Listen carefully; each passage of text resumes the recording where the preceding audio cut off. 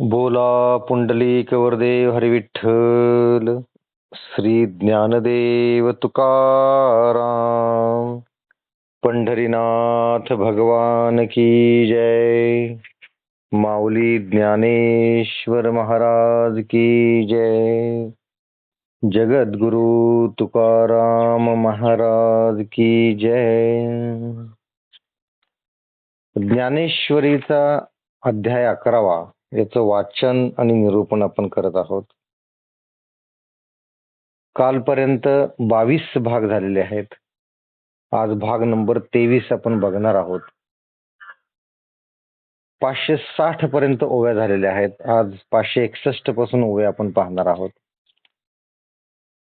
भाग नंबर 23 पाहण्याच्या अगोदर कालच्या भागात म्हणजे भाग नंबर 22 मध्ये काय झालेलं आहे आपण थोडक्यात समजून घेऊयात आणि पुढे जाऊयात. तर हा ज्ञानेश्वरीचा अध्याय नंबर 11 म्हणजे विश्वदर्शन योग. या अध्यायामध्ये आपण पाहिलं की अर्जुनाच्या विनंतीला मान देऊन अर्जुनाच्या हट्ट अर्जुनाने भरपूर केला म्हणून भगवंताने अर्जुनाला विश्वरूप दाखवले. विश्वरूप दाखवताना अर्जुनास भगवंतानी दिव्य दृष्टी दिली होती. दिव्य दृष्टी दिल्यामुळं डोळे उघडे असले किंवा बंद असले, उजेड असो किंवा नसो, अर्जुनाला विश्वरूपाचं दर्शन होत होतं. अर्जुनानं विश्वरूप पाहिलं आणि तो घाबरला. तो घाबरला एवढ्यासाठी की त्या विश्वरूपाला अनेक मुखे होती आणि मुखे ही एवढी मोठी भली मोठी होती की आकाश व्यापून टाकावेत एवढी भली मोठी मुखे होती. विश्वरूपाचं ते अकराळ विकराळ आणि विराट रूप पाहून, विशाल रूप पाहून अर्जुन थोडासा घाबरला आणि त्या विश्वरूपाच्या मुखामध्ये त्रिभुवनातील प्राणी मात्र जात आहेत आणि विलीन होत आहेत. प्राणी मात्रांच्या बरोबरच कौरव आणि पांडवांचं सैन्य सुद्धा त्याच्यामध्ये विलीन झालं. मोठमोठे योद्धे भीष्म, कर्ण, द्रोण, जयद्रथ यांना सुद्धा त्याची बाधा झाली. त्यामुळं अर्जुन घाबरला. त्याला असं वाटलं की आता आपलाही नंबर लागतो की काय. पण त्यावेळेस भगवंत त्याला म्हणतात की अर्जुना, तुम्हा पांडवांना या विश्वरूपाची बाधा अजिबात होणार नाही. तुम्ही सुरक्षित आहात. आणि नंतर भगवंत अर्जुनास म्हणतात की मी या सर्वांना, कौरवांना, त्यातील योद्ध्यांना माझ्या मुखात सामावून घेतलेलं आहे. त्यांचे प्राण मी वश केलेले आहेत.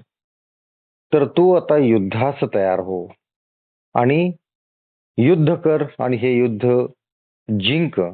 युद्धाबरोबरच तुला हे राज्यही मिळेल आणि राज्याचा उपभोग घे, असं भगवंत अर्जुनास सांगत आहेत.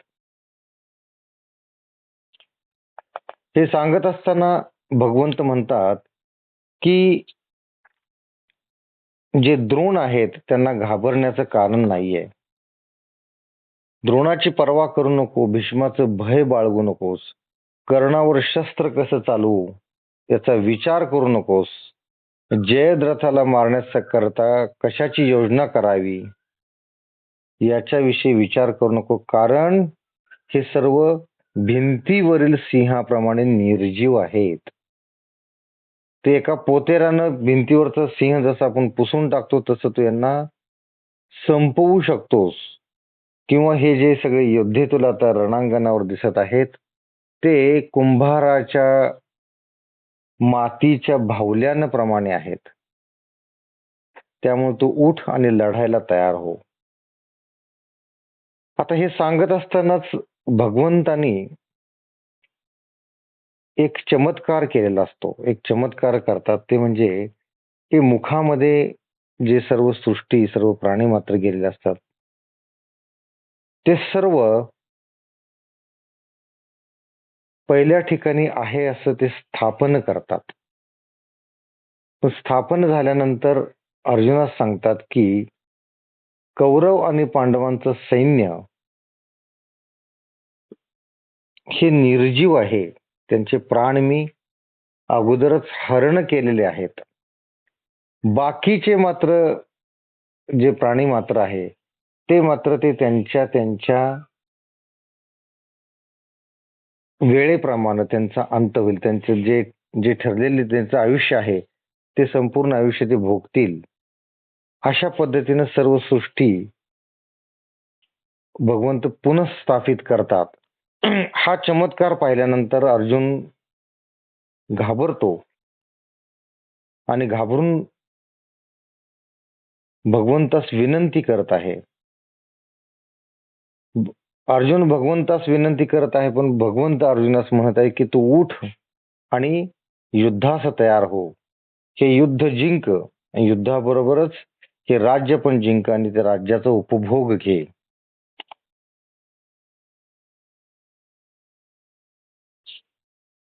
तर हे सगळं पाहिल्यानंतर अर्जुन म्हणतो, हे प्रभो, तुमचा हा महिमा न जाणता मी तुम्हाला मित्र समजून हे कृष्णा, हे यादवा असे एकेरी मी हाका मारल्या. अमर्याद प्रीतीने जे उन्माद भाषण बोललो आहे.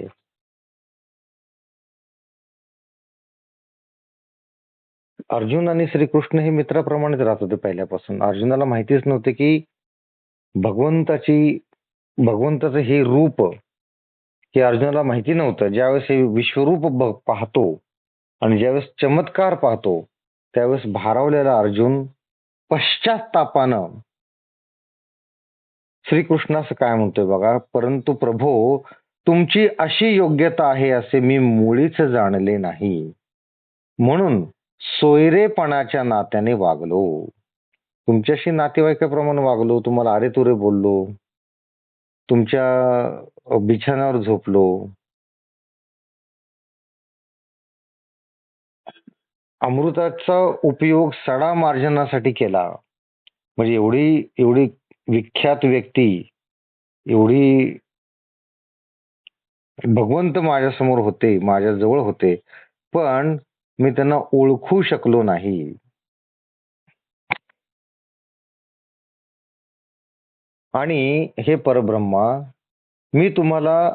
मी किती करंट आहे की मी तुम्हाला माझा सारथी केले.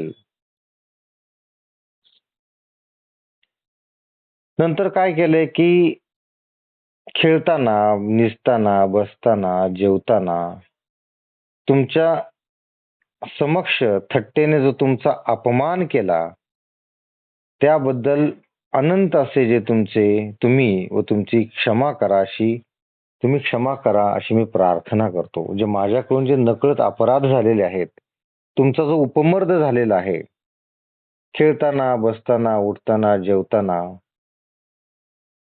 जो तुमचं माझ्याकडून उपमर्द झाले आहे त्याबद्दल तुम्ही मला क्षमा करा अशी मी तुम्हाला प्रार्थना करतो. तुमच्याशी बोलताना काही विनोदाने बोललो असेल, तुमच्या बरोबरीने मी मान घेतला असेल आणि स्नेहाच्या नात्याने रुसून बसलो असेल, तुमचा उपमर्द केला असेल आणि आमची चूक झाली, तुमची योग्यता पाहून भगवंता श्रीकृष्णा ही आमची चूक झालेली आहे. नंतर खेळताना तुमच्याशी तिरस्कारानं बोललो. बघ, आपण खेळत असताना भांडण होतात, कटकटी होतात, रागाराग होतो, त्यावेळेस आपण एखाद्याला तिरस्कारानं बोलतो, बोलायचं बंद करतो. कारण हे दोघं मित्रच होते ना पहिल्यापासून. तर त्यामुळे तिरस्कारही केला, निकराने भांडलो, चांगली वस्तू अगोदर आम्हाला द्या अशी मागितली. तर अशा पद्धतीनं अर्जुन त्यांच्या हातून नकळत घडलेले अपराध हे भगवंतासमोर बोलून दाखवत आहेत. अर्जुनास पश्चाताप झालेला आहे आणि पश्चातापाच्याच भावनेनं अर्जुन काय म्हणतोय बघा, त्रिभुवनात न मावतील असे अपराध आमच्या हातून घडलेले आहेत, तर हे भगवंता आम्हाला क्षमा कर. या अपराधासाठी आपण आम्हाला क्षमा करा. अजून काय काय अपराध केले आहेत, तर तुमच्या अंथरुणावर तुमच्या शेजारी मी निजत होतो, तुम्हाला कृष्णा अशी एकेरी हाक मारत होतो आणि इतर यादवांप्रमाणेच तुम्हाला मानत होतो.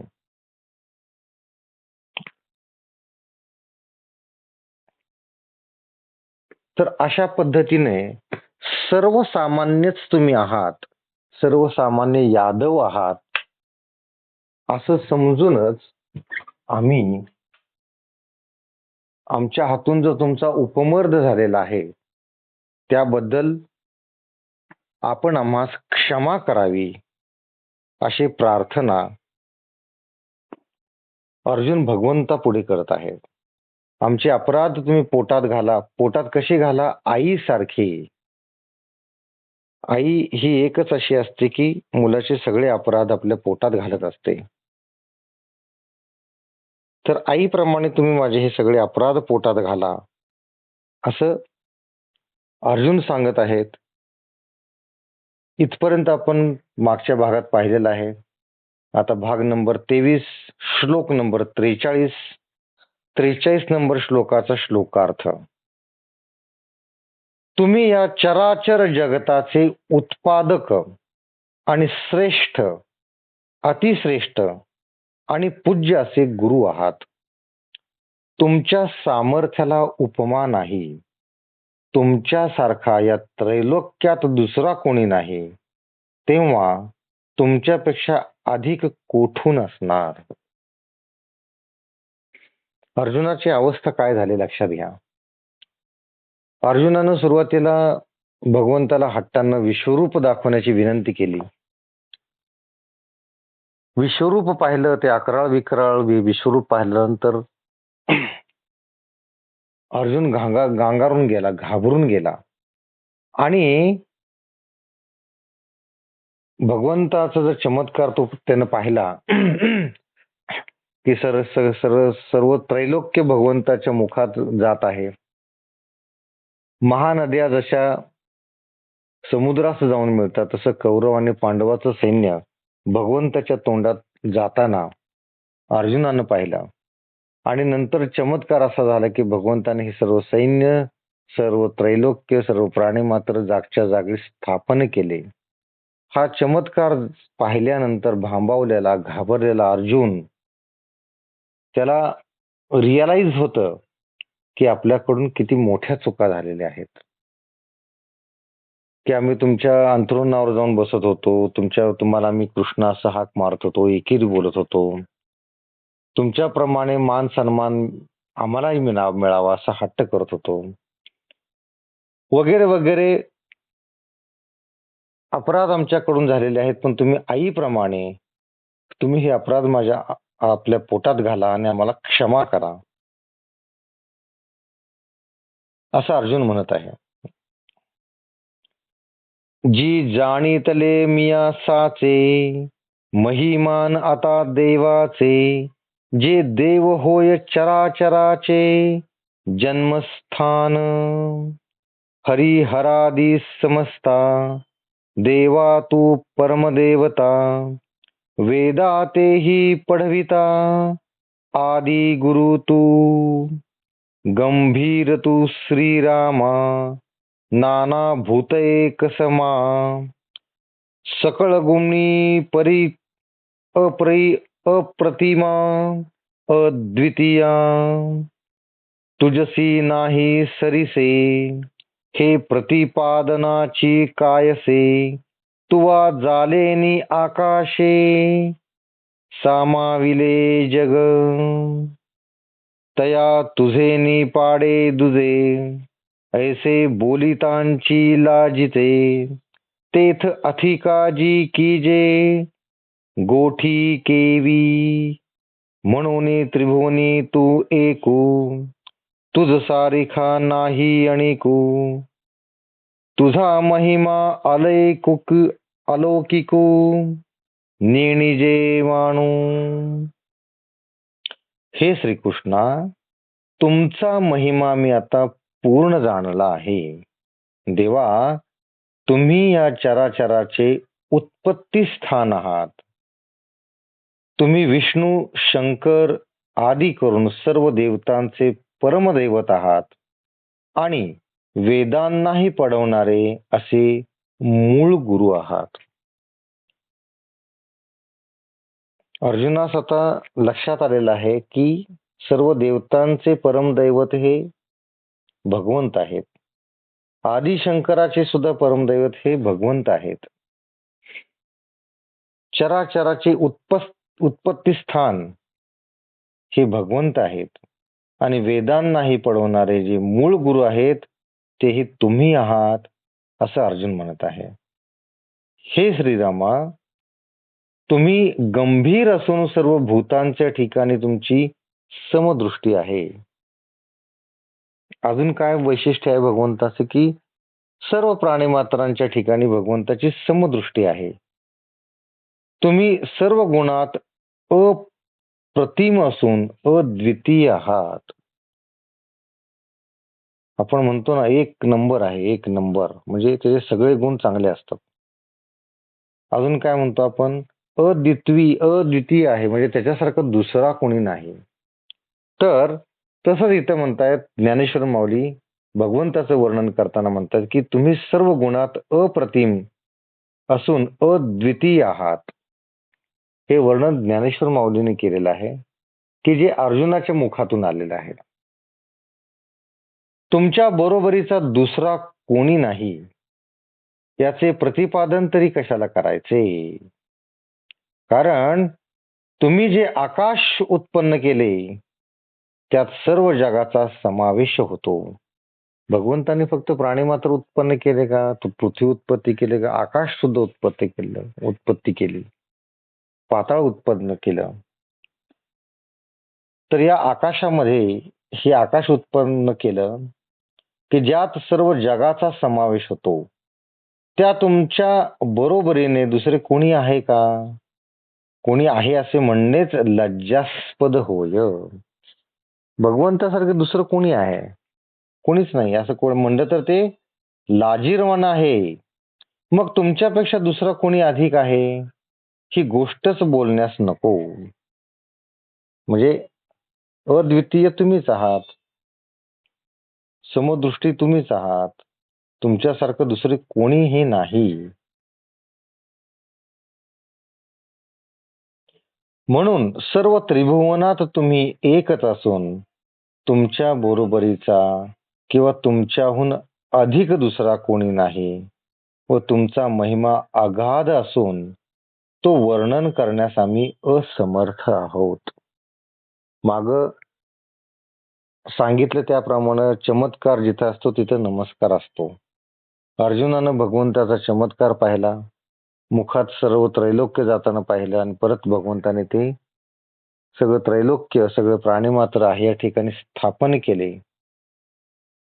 त्यामुळं अर्जुनास हे लक्षात आलं आणि अर्जुन हात जोडून नमस्कार करत आहे आणि भगवंताची स्तुती करत आहे. काय म्हणतोय स्तुती करताना की तुम्ही परम दैवत आहात, सर्व जगाचे उत्पत्ती स्थान आहात, तुम्ही सर्व प्राण्यांच्या ठिकाणी, सर्व भूतांच्या ठिकाणी समदृष्टी आहात, तुम्ही अद्वितीय आहात, अप्रतिम आहात. श्लोक नंबर 44 त्याचा श्लोकार्थ. म्हणून हे देवा, साष्टांग नमस्कार करून स्तुतीस योग्य व समर्थ अशा तुम्हाला प्रसन्न होण्याकरता मी प्रार्थना करतो. जसा पिता पुत्राचे अपराध, मित्र मित्राचे अपराध किंवा पुरुष आपल्या प्रियेचे अपराध सहन करतो, तसे तुम्ही माझे अपराध सहन करण्यास योग्य आहात. पाठीमागच्या श्लोकामध्ये अर्जुन काय म्हणतो की तुम्ही आईप्रमाणे माझे सर्व अपराध पोटात घाला आणि मला क्षमा करा. आता काय म्हणतोय की तुम्ही जसं पिता आपल्या पुत्राच्या अपराध पोटात घालतो प्रेमाच्या पोटी, किंवा मित्र आपल्या मित्राच्या अपराध पोटात घालतो, किंवा पुरुष आपल्या प्रियेचे सगळे अपराध सहन करतो, तसेच तुम्ही माझे अपराध सहन करा, असं अर्जुन म्हणत आहे.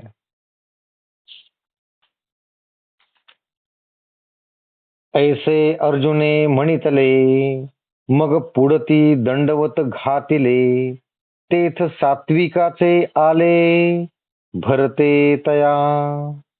मग म्हणतसे प्रसिद, वाचा होतसे संदग्ध, कढी जी अपराध सुमोदैनी माते. तुझ विश्व हृदयादाते काही, सोयरेपणे न मानुची पाही. तुझ विश्वेश्वराची या ठाई, आश्चर्य केले तो वर्णनीय परिलोभे.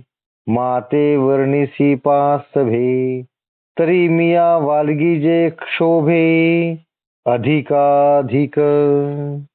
आता ऐसिया अपराधा, मर्यादा नाही मुकुंदा. म्हणून रक्ष रक्ष प्रमादा, पायो पासोनिया. याप्रमाणे बोलून अर्जुनाने भगवंतास साष्टांग नमस्कार केला, साष्टांग नमस्कार घातला. त्यावेळी त्याला अष्टसात्विक भाव उत्पन्न झाले. अर्जुनाच्या मनात अष्टसात्विक भाव निर्माण झाले. कधी? ज्यावेळेस त्याने भगवंताला साष्टांग नमस्कार केला. मग गहिवरून म्हणाला, बघा अर्जुनाचं मन गहिवरून आलेलं आहे, मन भरून आलेलं आहे, डोळ्यात पाणी तरळत आहे, कंठ जड झालेला आहे, कंठ दाटून आलेला आहे. आणि काय म्हणतो गहिवरून? कृपा करा, कृपा करा, मला अपराध रूपी समुद्रातून बाहेर काढा. आता हे अपराध रूपी समुद्र म्हणजे काय? काय अपराध केलेत अर्जुनाने? की ज्यावेळेस त्याला माहिती नव्हतं अर्जुनास, त्यावेळेस त्याने कृष्णाला कृष्ण असा हाक मारलेले आहे, एकेरी बोललेला आहे, त्यांच्या अंथरुणावर जाऊन झोपलं निजत असे तो.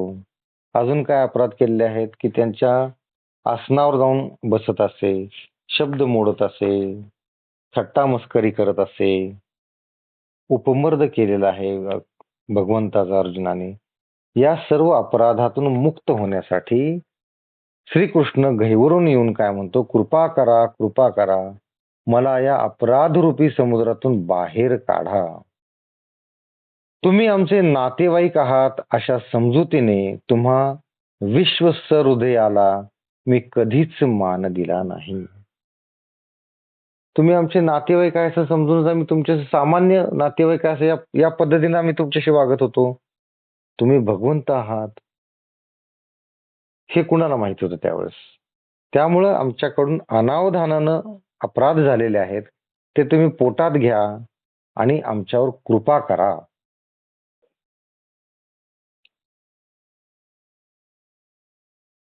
तुम्ही आमचे नातेवाईक आहात अशा समजुतीने तुम्हा विश्व सुहृदयाला मी कधीच मान दिला नाही, व तुम्ही सर्व विश्वाचे ईश्वर आहात असे कोणी म्हटले तर उलट आम्ही आश्चर्य करीत असू.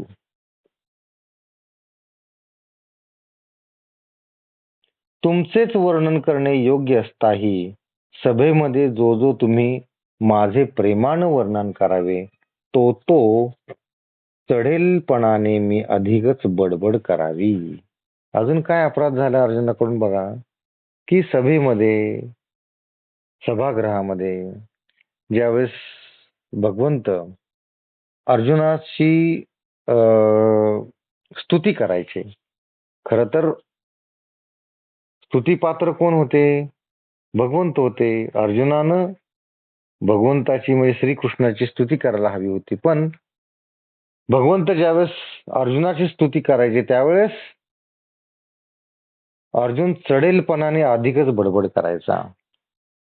बघा, ज्याची योग्यता कमी असते ना त्याला स्तुती सहन होत नाही, किंवा एखाद्याची खरी योग्यता जर ओळखायची असेल ना तर त्याची थोडी स्तुती करून बघायची. स्तुती केल्यानंतर मनुष्य वेगवेगळ्या म्हणजे असं वेड्यासारखं करतो. त्याला सहन होत नाही. म्हणजे काही वेळेस तो पगळतो, आगळ-पगळ होऊन सगळ्या आतल्या गोष्टी सांगायला लागतो. कधी काय होतं, की एकदम अ, अहंकारानं भरून जातो आणि मग मी कसा, मी काय कसं केलं, मी कुठले पराक्रम केले, असे सांगू लागतो. तर तसंच इथं झालेलं आहे. भगवंत काय म्हणताय, अर्जुन काय म्हणतोय, की तुम्ही ज्यावेळेस माझी सभागृहामध्ये, सभेमध्ये तुम्ही माझी स्तुती करायचा, प्रेमाने तुम्ही माझं वर्णन करायचा, त्यावेळेस मी चढेलपणाने अधिकच बडबड करीत होतो. हे मुकुंदा, असे जे माझे हातून एक एक अपराध झाले आहेत, ते अमर्याद आहेत. म्हणून त्या अपराधांपासून माझे रक्षण कर.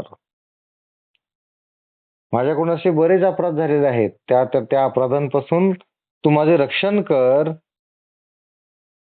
अहो, अशा प्रकारे तुमची प्रार्थना करण्याची देखील योग्यता माझ्या अंगी नाही. पण लहान मूल जसे बापाशी लढिवालपणाने बोलते, त्याप्रमाणे मी हे जाणतो. प्रभो, पुत्राच्या हातून पुष्कळ अपराध घडले असले तरी पिता दुजाभाव सोडून जसे तो सहन करतो, तसे माझे सर्व अपराध तुम्ही सहन करा. श्लोक नंबर 43 मध्ये अर्जुन भगवंतास म्हणत होता, की आईप्रमाणे तुम्ही माझे अपराध पोटात घाला आणि मला क्षमा करा. आता काय म्हणतो, की वडिलांप्रमाणे तुम्ही माझे अपराध सहन करा आणि मला माफ करा. कारण मूल जशी वडिलाशी लढिवाळपणाने बोलते, त्याचप्रमाणे मी म्हणतो, की पुत्राच्या हातून जे काही अपराध घडतात, तरी पिता दुजाभाव न करता त्याला माफ करतो, सगळं सहन करतो. त्याप्रमाणेच तुम्ही माझ्याकडून जे अपराध घडलेले आहेत, ते तुम्ही सहन करा. पुत्राचे अपराध जरी जाहले अगाध, तरी पिता साहे निर्दिद्व, तैसे साही जोजी. सख्याचे उदत्त सखा साहे निवांत, तैसे तुवा समस्त साही जोजी. प्रियाचिया ठाया सन्माना, प्रिय नहे पाहो सर्वथा जाणा. तेवी उच्छिष्ट गाठले आपण, ते क्षमा की जोजी. ना तरी प्राणाचे सोयरे भेटे, मग जीवे भूतली जिये संकटे. तिये निवेदिता न वाटे, संकोचू काही. का उखिते अंगे जीवे, आपण पे दिदले जिया मनोभावे. तिया कात मिनलिया न राहवे, हृदय जेवी तया परी जी मिया. हे विनवले तुमते गोसाविया, आणिक काही एक म्हणावया कारण असे. तर अर्जुन भगवंताला पहिल्यांदा आई म्हणतो, आईप्रमाणे अपराध पोटात घाला. नंतर म्हणतो, की वडिलांप्रमाणे सहन करा. आता पुढे काय म्हणतो बघूयात. काय, देवा, मित्राचा उद्धटपणा मित्र जसा निवांतपणे सहन करतो, तसे माझे सर्व अपराध तुम्ही सहन करा. मित्राप्रमाणे तुम्ही माझे सर्व अपराध सहन करा. परत काय म्हणतो, की ज्याप्रमाणे आपल्या आवडत्या मित्राकडून आपला सन्मान व्हावा अशी कधी कोणी अपेक्षा करीत नाही, त्याप्रमाणे राजसूय यज्ञात तुम्ही उष्टी काढली, त्याची क्षमा करा. राजसूय यज्ञामध्ये भगवंतानी सर्वांची उष्टी काढलेली, खरकट काढलेले आहे, त्याबद्दलही क्षमा करा असं अर्जुन म्हणत आहे. किंवा आपला जिवलग स्नेही भेटल्यावर आपण जितकी संकटे अनुभवली असतील, तितकी त्याला सांगण्याचा काहीच संकोच वाटत नाही. अथवा जिने आपले मन, तन व आत्माही मनोभावनाने आपल्या पतीस अर्पण केला आहे, अशा पतिव्रता स्त्रीस पतीची गाठ पडल्यावर जशी मनातील गोष्टी सांगितल्याशिवाय राहवत नाही, त्याप्रमाणे प्रभो माझे अपराध क्षमा करण्याबद्दल मी तुम्हास विनंती केली. परंतु मला आणखी एक गोष्ट विचारायची वाटत आहे. पहिल्यांदा अर्जुन भगवंतास आई म्हणतो, आईसारखे तुम्ही माझे अपराध पोटात घाला. नंतर वडिलासारखे तुम्ही माझे अपराध सहन करा म्हणतो. नंतर काय म्हणतो, मित्रासारखं, मित्र जसं निवांतपणे सहन करतो तसं तुम्ही माझे अपराध सहन करा. आणि पुढे काय म्हणतो की जे जिवलग स्नेही भेटल्यावर आपल्या मनातले जसे अनुभव सगळे सांगितले जातात, कुठलाही संकोच मनात नसतो, तसेच जिने आपले तन मन व आत्मा ही मनोभावनेने आपले पतीस अर्पण केला आहे, अशा पतिव्रता स्त्रीस पतीची गाठ पडल्यावर जशी मनातील गोष्ट सांगितल्याशिवाय राहवत नाही, त्याप्रमाणे प्रभो मी माझे अपराध क्षमा करण्याबद्दल मी तुम्हास विनंती केली आहे. हर एक प्रकारे अर्जुन भगवंतास विनंती करत आहे, अपराध पोटात घालण्यासाठी विनवण्या करीत आहे. श्लोक नंबर 45, त्याचा श्लोकार्थ. हे देवाधिदेवा जगन्निवासा, पूर्वी कधी न पाहिलेले असे विश्वरूप पाहून मला हर्ष झाला आणि भयाने माझे मन अति व्याकुळ झाले. यास्तव हे देवा प्रसन्न व्हा आणि तुमचे तेच पूर्वीचे रूप मला दाखवा. हा जो 11वा अध्याय आहे पूर्णपणे नाट्यमय आहे. नाट्यमय याच्यासाठी म्हणतो की सुरुवातीला अर्जुन भगवंतास विनवण्या करतो की विश्वरूप दाखवा, विश्वरूप दाखवा. एका श्लोकात तर असं म्हणतो की जर विश्वरूप तुम्ही नाही दाखवलं तर माझा मृत्यू होईल, एवढा तो व्याकुळ झालेला असतो. दुसरी घटना महत्वाची म्हणजे भगवंत विश्वरूप दाखवतात. तो अध्याय पण पूर्ण लक्षात घेतला की भगवंत कसे विश्वरूप दाखवतात, ते विश्वरूपाचं वर्णन कसं आहे. 11 विकराळ आहे, असंख्य मुखे आहेत, प्रत्येक मुखाचा रंग वेगळा आहे, शरीराला पांढरी भुकटी विभूती लावलेली आहे. या सगळ्याचं आपण वर्णन ऐकलं. नंतर सर्व प्राणी मात्र कौरव आणि पांडवांचं सैन्य त्या विश्वरूपाच्या मुखात जाताना आपण पाहिलं. नंतर भगवंतांनी त्या सर्वांना पुनःस्थापित केलं पृथ्वीवर. आणि नंतर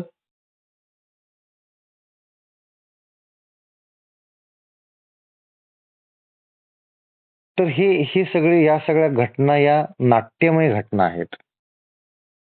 नंतर अर्जुन भगवंतास क्षमा मागतो की मी माझ्याकडून जे अपराध झालेले आहेत, न कळत, तुम्ही भगवंत आहेत हे आम्हाला माहिती नव्हतं, तुम्ही सामान्य यादव आहात, आमचे नातेवाईक आहात, या पद्धतीने आम्ही तुमच्याशी वागलो, त्याबद्दल क्षमा मागत आहे. ही अजून एक नाट्यमय घटना. आणि इथंच हे नाटक संपतंय असं नाही आहे. आता पुढे अजून एक घटना आहे, अजून एक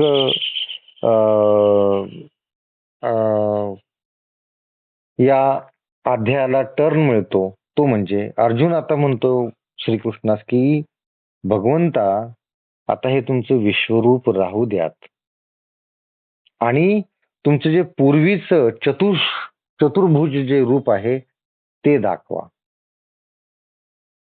म्हणजे अर्जुनानं पहिल्यांदा विश्वरूप दाखवायला सांगितलं, आता म्हणतो विश्वरूप आवरून घ्या आणि पूर्वीचे रूप दाखवा.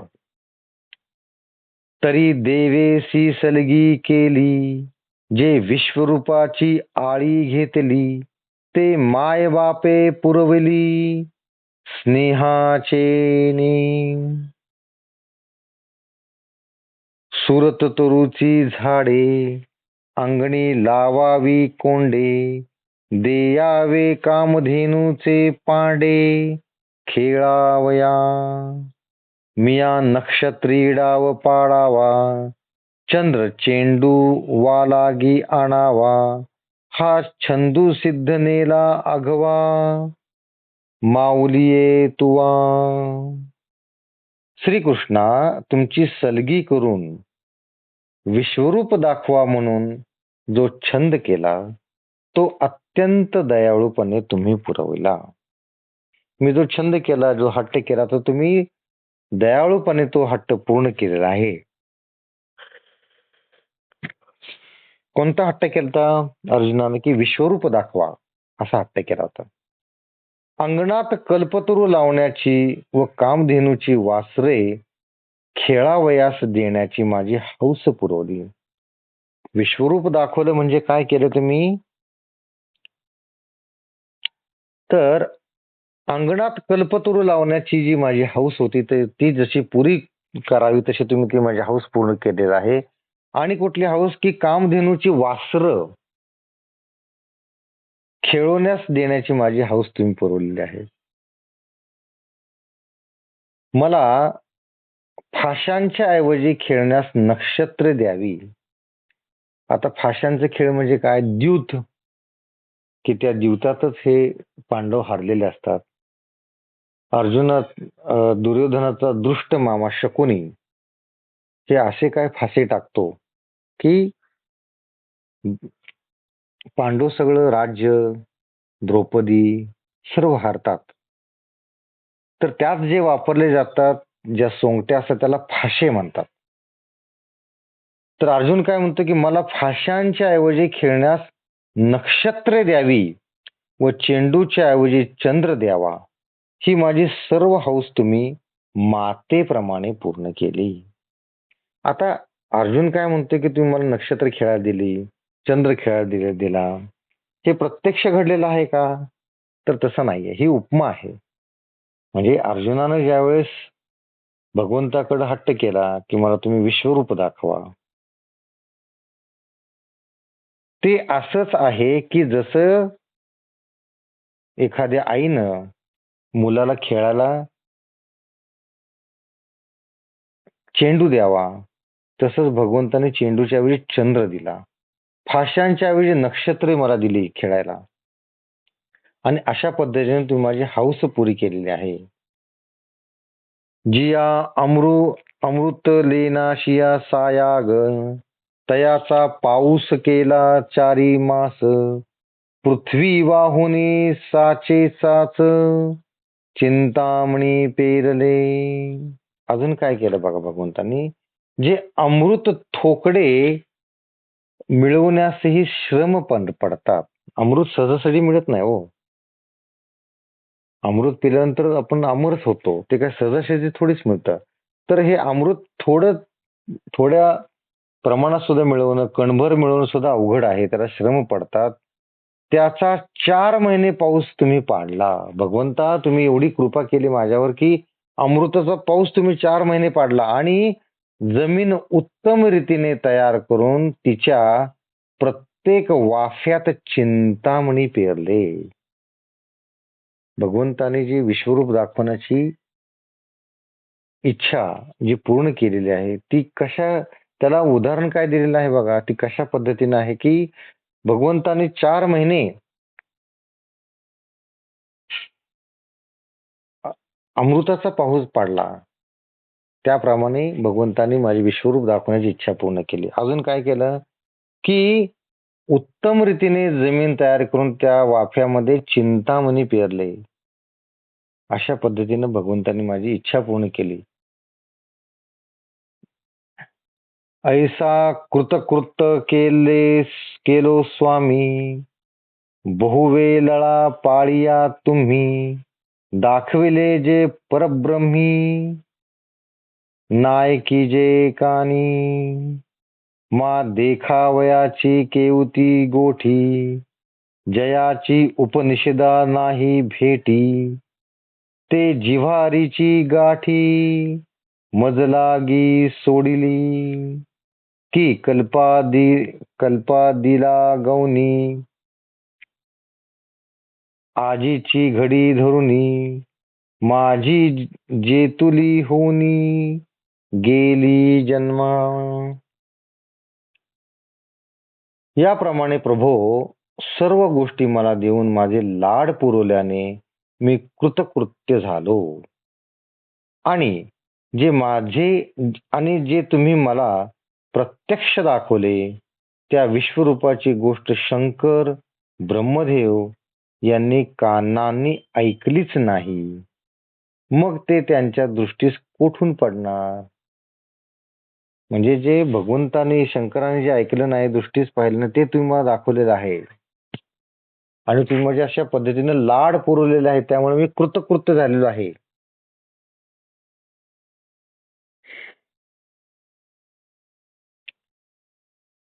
हे पहा की उपनिषदांसही सर्व भेट झाली नाही. ते आपले अंतरंगातील रूप तुम्ही माझ्याकरिता उघड करून दाखवले. कल्पाच्या आरंभापासून आज घटकेपर्यंत जितके माझे जन्म होऊन गेले त्या सर्व जन्मात प्रत्येक जन्माचा झाडा घेऊन पाहतो, परंतु या रूपाची गोष्ट मी कधी ऐकली नाही किंवा रूप कधी पाहिले असे आढळून आलेले नाही. काय म्हणतो अर्जुन की माझ्या जन्माचा पूर्ण झाडा केला तरी मला असं कधी आठवत नाहीये की मी हे अशा पद्धतीने कधी विश्वरूप पाहिलेले आहे. आज आपण इथंच थांबत आहोत. उद्या भाग नंबर 24 मध्ये आपण पुढची ज्ञानेश्वरी पाहणार आहोत. सर्वांनी हात जोडायचे आहेत, डोळे मिटायचे आहेत. बोला पुंडलिक वरदेव हरी विठ्ठल. श्री ज्ञानदेव तुकाराम. पंढरीनाथ भगवान की जय. माऊली ज्ञानेश्वर महाराज की जय. जगद्गुरु तुकाराम महाराज की जय. सर्व संतों की जय. जय जय रघुवीर समर्थ.